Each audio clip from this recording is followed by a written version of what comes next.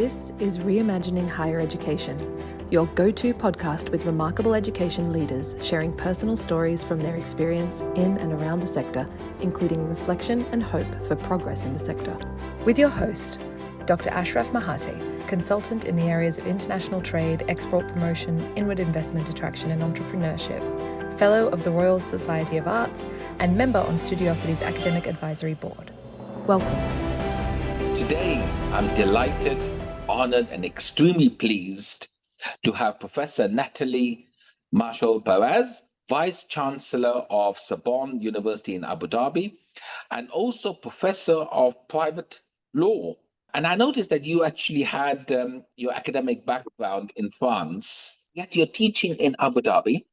You're leading one of the most prestigious universities in the region, which then leads me to ask the question, what was life like for you as a student?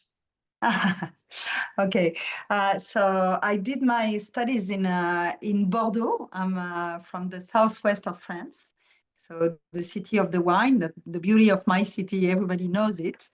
So I was, I think, a very dedicated student because I wanted to be a judge when I was a student. So I knew before that this path was very challenging. So I was dedicated for my studies. But finally, I just took different opportunities because when I did my studies, I discovered at that time research. And by following a professor who was very inspiring, I went to Paris, where I did my PhD in IP law, and intellectual property law, and banking law.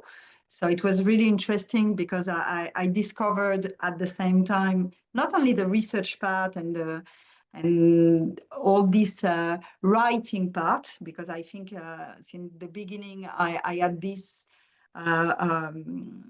test for the writing process, but I discovered as well the teaching part of the job. And I think at that moment I knew that I probably never be a judge and I will stay in something else. So, but I was I think a very curious student as well. I was very involved in my university in Paris, more than in Bordeaux, because Bordeaux was a very huge university, and as it is very often in France, you are a lot in the first year. You are more than 1,000 students, so it's very complicated to create a link with the professors and the academics. But in Paris, it was I was older, so I was at the equivalent of master program now. And yeah, I was really involved with the alumni association, with the organization of the student affairs and everything. So I was really involved in the university. And I was the delegate from my fellow students. So yeah, I was really involved as a student. And in fact, probably I am a professor because I never stopped to be a student. Actually, that's amazing. And that's one of the things that I always find with most of the university leaders who I talk to, is that they are still students at heart. It's this curiosity that we have a question. We walk on the streets, most people look at shops.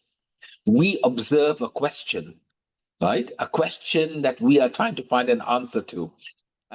But I want to go back to three things that you said, which I think which I want to delve deeper in. You had inspiring lecturers. You also have curiosity and the idea that you decided that you were going to be a student forever.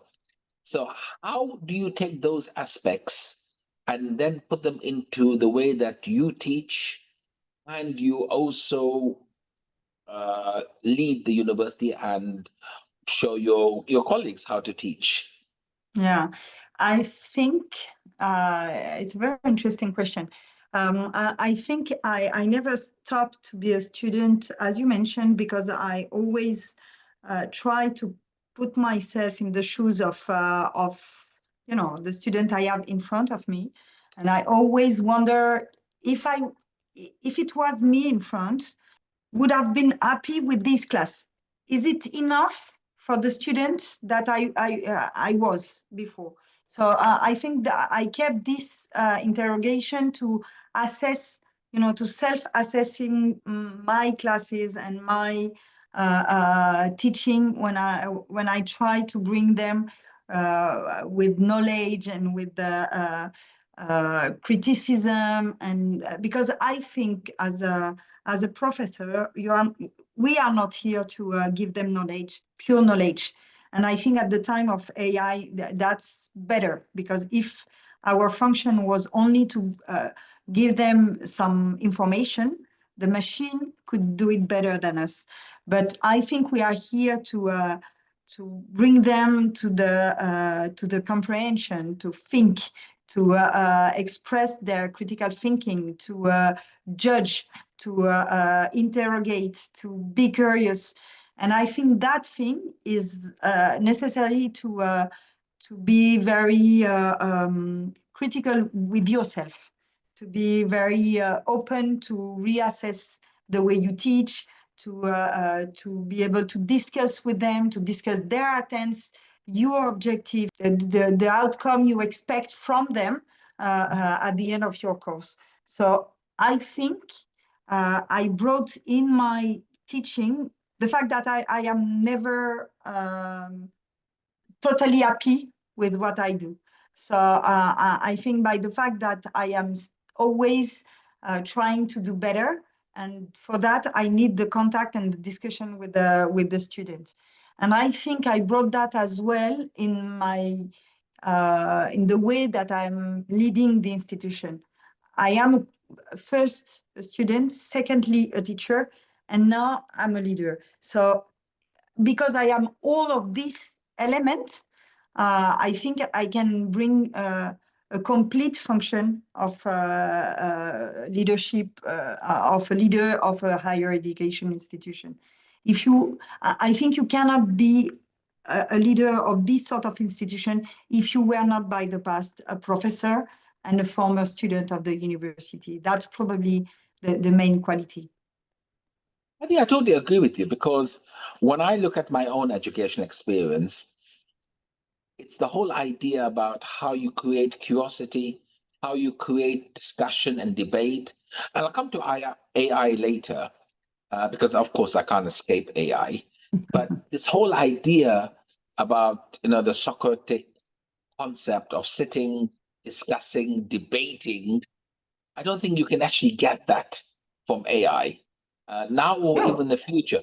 And it's the whole idea that you can sit there in a group of 5 or 6 people, take a concept. I'm an economist, so we used to take a concept and then debate it, right? But then we have a problem. And I think the problem here is that education, certainly in the last 35 years that I've been involved in education, it's changed. It's changed in the sense that whereas we had discussion groups of 6 people, a lecture auditorium of probably 100, now I look at my own daughters, they tell me they're in an auditorium with 420 people and a workshop with 40 people, right? And I'm thinking, how do you have this Socratic type, Plato type of discussion, debate, delving, and how do you get the inner concepts built in such an environment where, to a certain extent, education has now become more mass-produced, and there's a huge focus on getting volume of students. Yeah, that's. I think it's really interesting, because at the same time, I think higher education becomes something different as it was when we were students. I think now we have to see how we can conserve the proper meaning of the higher education, when we are here to raise citizens, to raise critical thinking, and to bring them to debate, to discuss, to be curious, to try to have the good argument, to to convey the other part. And at the same time, it's a market. If we look the higher education from the other side, so we have competitors. We need to be competitive. We need, in the institution, we need to have KPIs. We need to have metrics who assess the fact that the research is very impactful, that the student has the good skills to be in the market, that their skills is fitting perfectly with the strategy of the country. And that's complicated because this standardization, I would say, of the education, it's also a way that we will remove from them the curiosity and the originality and the way they could, in fact, invent and create and be imaginative, you know. So I think that's where we have a very important function as leader in higher education. It's to find the good balance between those two aspects, because we cannot live as in the 19th century where we are just here to open the mind of our student, and that's wonderful. And you know, the former idea of the university in Europe, and we cannot be also only companies with very specific target and KPIs and objective, and we need to let a bit of space of what is the DNA of the university, you know, the free mind and critical thinking that we need to promote as well. So that's where, in fact, it's complicated. And the number of students, of course, it's one of the key elements, because it's more easy to be dedicated for your student when you have a very small number of students. But at the same time, because we need to be in a competitive market, you need to have more students. So in there, it's complicated because as well, we need to make the balance and to find the good number, to move from the quantity to the quality, and to conserve the quality with the quantity, I would say. So that's where it's complicated. It is a very complex balance because, as I said, you have you have to make the university financially sustainable. You have to create the curiosity. You have to make the student employable, because employers want students who can be adding value from day one. So, you know, and this really becomes a challenge, I think, for universities. And how has your university taken on the challenge, and how has it made students marketable for the employment sector, met the needs of the country? Because your university, of course, is Sorbonne in Abu Dhabi. So again, it has to meet with the goals of the UAE. And so it's a fee paying university. So you have parents who want an ROI on their investment, and students who just want to be curious. I mean, how do you deal with the challenge? It's a proper challenge, and I live it every day. But in fact, I think we try to create programs, or to adapt the programs of our mothers in Paris with the need of the UAE market and the strategy of the country. By chance, the strategy of the country is very close to the strategy of France and our university as well. So it just, you know, Sorbonne is a very huge university in France, and Sorbonne Abu Dhabi, it's not only Sorbonne, it's Sorbonne plus Université Paris-Cité in France. So we have two mother university in France. And within those two universities, we have many programs. So we embed here only the program which are fitting with the needs of the country. So we made a very important review, cross-checked with the benchmark of the need of the countries, to try to adapt and onboard here only the program which are fitting with these objectives. For example, we bring here only in science the mathematics for AI and the physics for quantum physics. So we don't bring all the fundamental mathematics and all the astrophysics, for example. We just bring here the program we know that could be serving the same objective of the country. So that's the first move we did to try to be adaptive, to be in line with the objective of the country.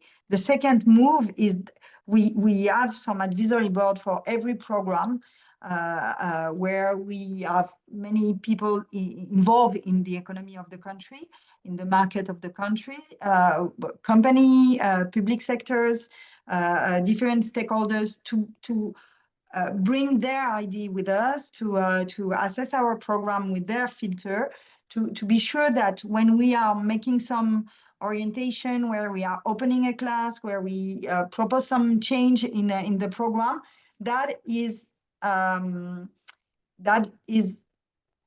acceptable in the market, or that is fitting with the objective of employability of those companies. And last but not least, we try to give, beside of the academic content or the proper major of the content, we try to develop some micro-credential activities and learning to try to create more transdisciplinarity on the skills of our students. So, for example, we launch within our geography bachelor, we create a minor or some micro-credential on marine sciences, because in the country, the ocean is something which is very important. They are very concerned by the rise of the water in UAE. So it's really important to train people who will be able in a very short period of time to deal with the challenges that the country will face in a very short period. So we try to be agile and flexible in our program, and we try to also give to our students more soft skills with the general education program, where we give them, in fact, all the content that they won't find in the academic program, but they will need in the market. It's a new generation of students, and it's a new generation, and we see it everywhere in the world. The Gen Z is not the same as the previous one. So you have daughter, I have daughter. So Yes. I see it every day. So we need to be able to give them the key to face the challenges of tomorrow, which are absolutely not the same of our generation. So that's where, in fact, we try to balance with the legacy of Sorbonne that we have to conserve, and because it's our excellence, that's our mark, I would say. But at the same time, we need to be probably more agile, because we are not in France, we are not in the same part of the world, we are not facing the same challenges. So I think we have to be creative as well. So that's what we try to do by reassessing our program every time. I love that. I love the idea that you bring in the idea about being relevant to the country, about being agile, because I think a lot of universities get stuck in the course and they don't change it. And I think it's very, very important that we have an advisory board for each course, which is industry relevant. Yeah, absolutely. Because I think we as academics, we get too stuck in our ivory tower. We don't know what's happening in the commercial world. So we need that advisory board. And the creativity part, I think that's also very important. Yeah. Take the question a little bit wider. What do you see as the current challenges and opportunities in higher education, generally, and then again, more relevant for your institution? Oh, very large question. I think probably the most challenging thing that I see right now in higher education, I think, is probably our students. We are facing, I think we are facing a very important problem of mental health with our students that we are feeling every day in our institution. And it's complicated to try to raise citizens and to bring them in all that we are explaining, critical thinking and everything, when you have a full generation which is very anxious. They are not feeling well. They are not able to face the challenge of their generation. So I think, and it's amplified by the social media, by the geopolitical context. So maybe here we're feeling a bit more because of the context, the diplomatic context. But is it true that I think for us that is the major challenge that we are trying to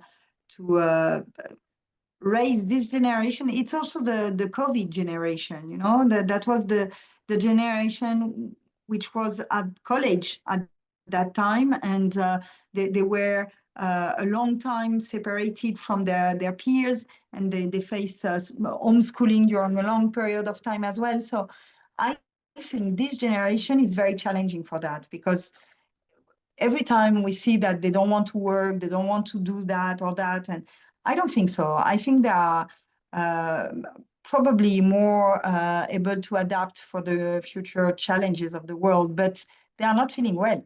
They are very anxious. And as educators, we need to face that in plus of the education properly, academical education. So I think that's probably, as higher education, is the major problem we have to face. And after that, as I said, I think in higher education, we have to face also the rise of the competition. You mentioned it. We have to be financially sustainable. We have to be agile. We have to be flexible. And at the same time, we face more competitors in the market. When we arrived in Abu Dhabi, we were almost the only international university. Now there are plenty of different universities. So of course, we were the early movers, so we have still probably the advantage of being there since more time. We are adapted with our environment. We are absolutely now melt, I would say, in the landscape and in the environment of Abu Dhabi. Around 64 or 5% of our students are UAE citizens, so we are part of the ecosystem in Abu Dhabi. But at the same time, now we have more than 100 universities who are our competitors. So we need to stay very open to the new field of innovation, to be able to adapt ourselves and be open on the world, be open on the city, be open on the community, and think in terms of impact. What our institution is able to give for the community, what our institution is able to what is the role our institution is able to make and to play in the city and in the community. I think that's the drivers of our strategy. And is it fully implemented in our strategic plan that we developed since 1 year?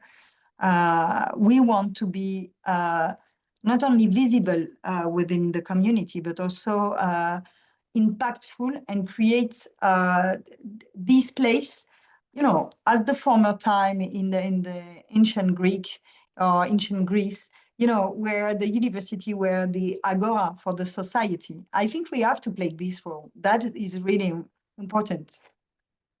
I totally agree with you. I think the university is the epicenter, because even if you look historically, and of course there were universities in the Middle East long before they were in Europe, right? Yeah. And the universities were always the epicenter of thought, science, medicine, even religion, right? Yeah. And I really love this idea that the university has to be the epicenter, and it has to make an impactful difference, not only in terms of education, but how it brings the community together, how it supports industry, how it supports startups, how it supports government, how it supports the civil society, right? Yeah, exactly. I mean, just to keep a university simply as an educating body, I think is limiting the amount of potential that it has. Yeah, that's exactly. In fact, we are not high school, you know. A university is something different, with the DNA of being this link between, you know, the different worlds. So I think epicenter is exactly the idea. For us, it was more the idea of the agora, you see, so where everybody is joining, thinking, reflecting, living, in fact, where the life is exchanging, you know. So yeah, it's definitely that. And you talk about startups, that's something we have a lot of very imaginative and entrepreneurs students. They have so many ideas. So we have to help them to create and to be sure that they can develop their ideas in a safe place. You know this idea of sandbox. Probably that's my legal past, but it's very, you know, that's the idea. You create the environment where you can give the sandbox for your students to develop their startups and everything. So that's the reason, in fact, in January, we will open our incubator in our center here. There is many incubators in Abu Dhabi, but there are incubators not for startup, but probably for scale up, you know. So the idea is more to have this place where the tiny startup can begin very safely, very protected. And because it's our student or the student of friends who want to come here in the market and see what they can do. So we want to be this place where you try and you can fail. That's also important. That's the most important, to fail. Mm. But going back to the impact, so do you also support social entrepreneurship and impact-based entrepreneurship? Yeah, absolutely. Yeah, we have a very important community uh, of students, which is working with the social environment, with the different, it's not association, because here there is not this associative model, but there is the different entity of the public entity or social entities, and our students are working with them, and we have a lot of operation and action with those. And we have, for example, and not later than today, we have a very important conference on inclusion for disabled person.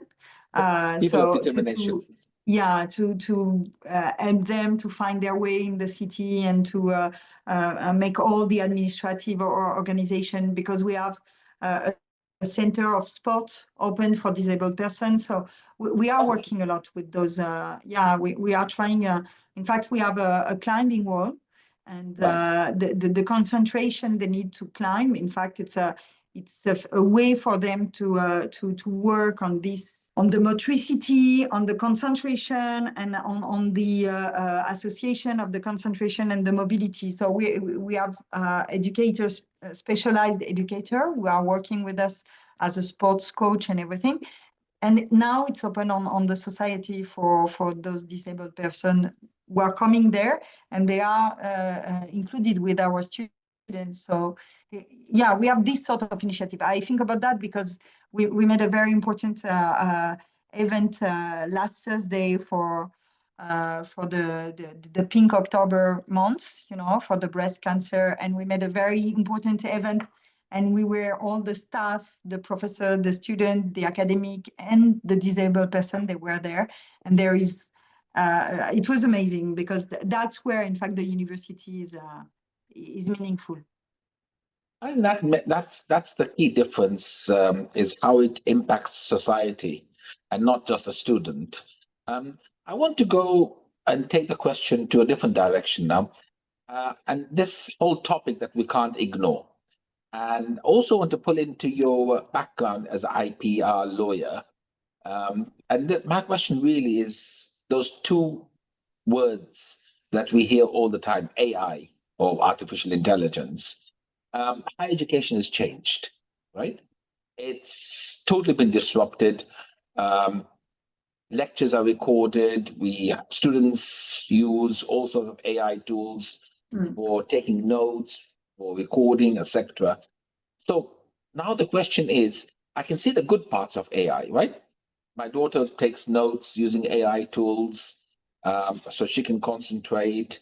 But then there are also challenges. We have academic integrity as a challenge. We also have research integrity as a challenge. But from a student perspective, is AI killing skills? And I go back to just a few years ago. If I wanted to go somewhere, I would have a map and I would write the directions in a piece of paper and follow them, and of course get lost and then try to go back on track.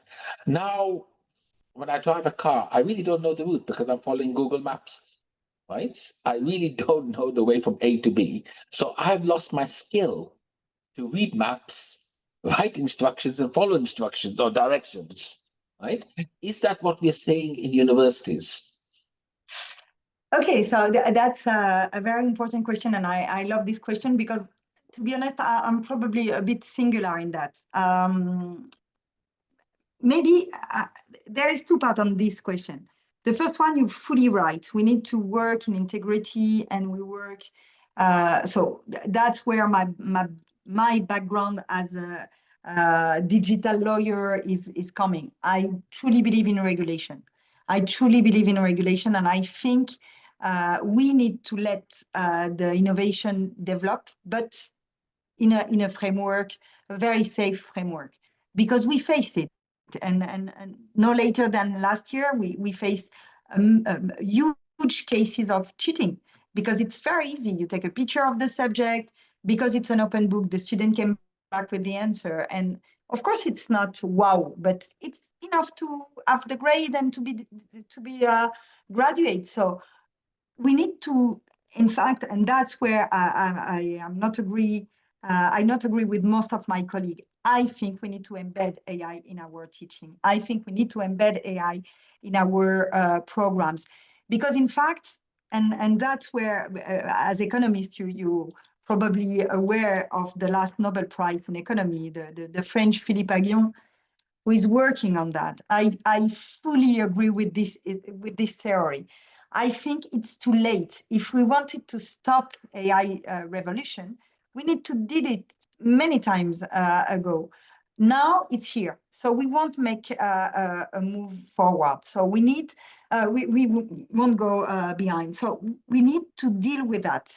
Probably, it's like nuclear energy. Probably it would be better to never open this route, but it's here. So now, as it's here, it's the better in the context of the global warming. So it's quite the same. Maybe the world would be better without AI, but it's here. So now we have to deal with that, and to be sure that we can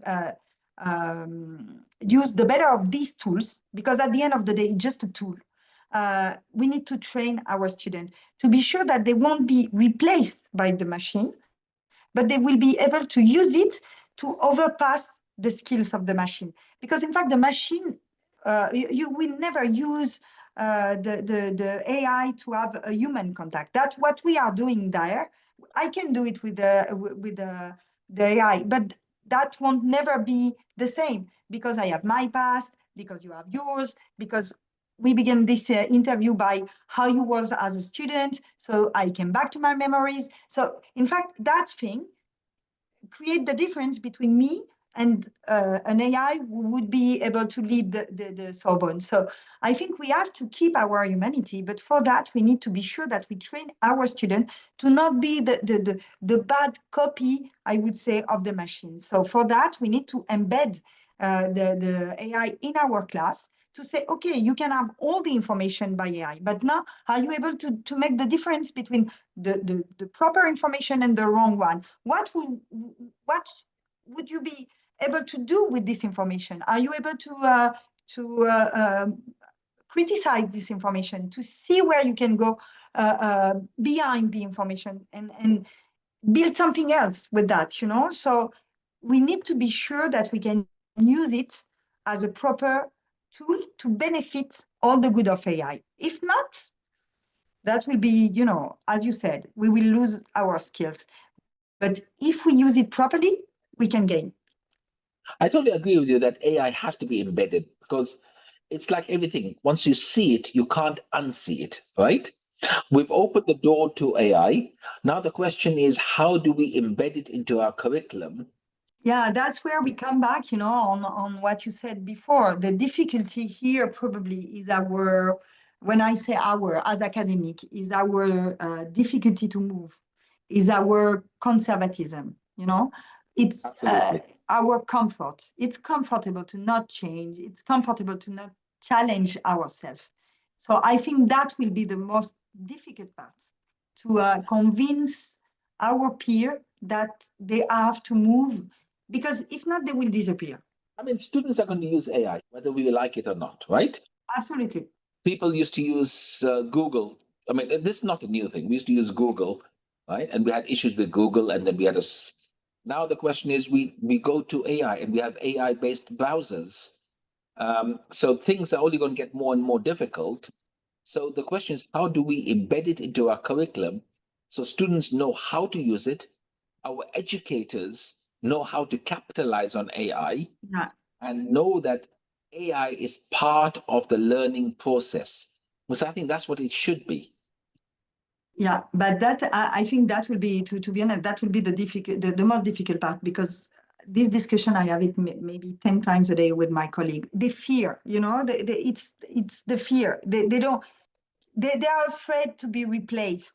So they don't want to open the door because they're afraid to lose their place, because that's where probably we miss the step to explain what is our function. And I came back in what I said before. Our function is not to transfer information. Our function is to transfer the thinking, the reasoning process. And if we see us as is, we won't be replaced by the machine. And that's where we need to probably making this first journey. So that's what we are actually implementing at Sorbonne University Abu Dhabi. And it's not easy, to be honest. But we are doing it as a lab for the big model in Paris, because we are smaller, so it's more easy to be agile and to train our professors here. And the idea is to first to have this debate, which is a proper ideological debate, to say, okay, that is the machine, that is a tool, how we use the tool, why it's not replacing ourselves. And in second time, to use it properly, because we always fear what we don't know. And that's the problem of most our colleagues. They know, how to ask the recipe for my dinner tonight, but they don't know how iterative is it. What are the danger? The danger is the black box effect. The danger is that the AI will always answer you. The danger is the intervention or the regulation of the intervention of the human decision in the automatic decision making process. It's also our capability to create proper data sets, to be sure that the data sets is properly made, because the quality of the data set will be the quality of the answer. So everything, explaining all the process is the guarantee that the people can use it properly. So we need to make all this exercise with our academic to embed that in our program. But when we will have done this, I think for the student, the journey will be much easy, because it's a native generation. So for them, it's more easy to go on that. And they are able to understand. I did that with my daughter last year, because she was in 10th grade. So she was for the first time improving the fact to make dissertation and everything. The first dissertation, and her letter did like that. She made it by the AI, and she gave that for the professor, and it was quite good. But the professor gave her a 0. And she came back and she said, I don't understand why, because I did it with ChatGPT and he write better than me. And I said, yeah, but he creates a wrong story. All the references are wrong. So she said, but the machine gave me. And I said, yeah, but the machine is inventing. So just, learning by that, because since this time, she never used the machine like that. She learned by the fact that she had a 0, and this 0, she kept it for the full year. And she learned by that. And now I see how she used it. She used it as a sparring partners. she tests the idea, she bring it as a, a professor, she asks him some exercise of mathematics, the machine correct the exercise she did. And when I see that, to be honest, without a lot of help, of course, I speak about that since a long time at our house because it's my field of research, but I see that by just testing it, this generation will be able to do much better than us. So we have to adapt ourselves and to embed that in our classes. I think that's the best example is where we use AI as a learning tool. So we give a submission to AI. AI can give us a response immediately, much faster than our professor can. And we use that to see the revisions, to see that. And I think this whole first draft revision learning, this is what the lecturer should be looking at, not just the outcome, but the journey of learning and acquiring knowledge. But I want to ask a couple more questions because this has been a wonderful conversation. If you could change something for students today, what would it be and why? If I can change something for students, it could be a very, very large answer. I would change the world for them because I think, we left for them a very strange world. I grew up in a world where war was far from my house, where nature was something intangible, where the security, when I say security, the world was as is, and I didn't think when I was young that it will collapse. We wanted to change the world because of inequality, because of poverty, because of unfairness, because of, values.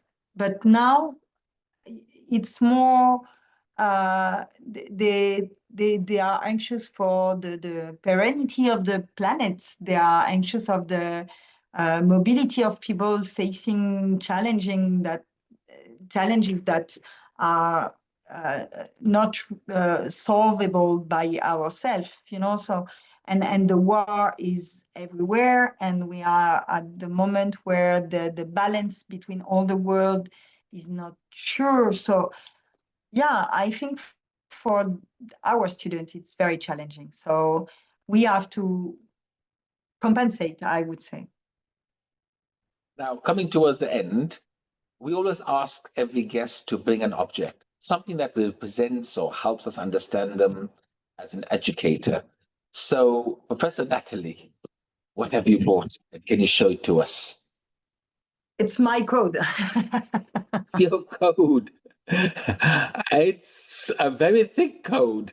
Yeah, it's the cybersecurity code. So why this object? First of all, because I think even we have many tools, even we have many digital tools, I think it's always a good thing to come back to the book, to have the paper, to search by yourself, to lost yourself in the book, to search something and find something else, and be able to be lost. So I think that is the first quality of this subject. The second is the book is a code, because there is two reasons. The first one is because as a lawyer, as a French lawyer, continental lawyer, the code is the first thing you buy when you arrive in the law school. You need to have your civil code, because the code is the base of the civil law. So you cannot make your studies without the civil code. So that is the code. And why this code in particular? Because it's not the civil code, it's the cybersecurity code. Because that shows that we have to adapt. When I did my studies, cybersecurity didn't even exist. It was not even a word. It was not even a subject. It was not even a field. So that's why, for me, sometimes when I try to explain the law studies and what you are doing in the University of Law, I try to fight against the idea that, okay, when you are going to a law school, you will have to learn all the rules and to explain all the rules. And I try to explain that it's absolutely not that. The law school is the place where you learn to a system. You learn how to apply a system to situation. And because the world is changing, you need to change the rules every time. So I think this is just the incarnation, the proper realization of this change. It's exactly the same color, the same form, the same framework as a civil code, but the cybersecurity code is exactly not the same as the one that I had in 1996 when I began my law studies. So that's the reason I have it with me. I love that. I love the idea that the concept of the code remains, but the code changes. And it's Exactly. a reflection of the changing times of the last 30 years, from being a very paper-based to a very digital, cyber-centric society that we live in, and Exactly. how it's going to change further. And I think next time we meet, you might even have an AI code. Yeah. Right? We are working on it, because the AI regulation is just in place in Europe. So that will be, we have a data protection code, and Yes. we need to create this code of all the digital, not only AI, but digital environment. But yes, absolutely, you're right. Yes, it shows how codes, the concept doesn't change, but the codes change. Yeah. It's a wonderful reflection of the world we live in. Professor Nathalie, it's been a fascinating conversation. If I could go on, I'd love to go on for longer. I really love the comments and the points you made. If I can summarize three things, which I think were wonderful, the university is the epicenter for the society. Without this concept, you can't make a meaningful impact.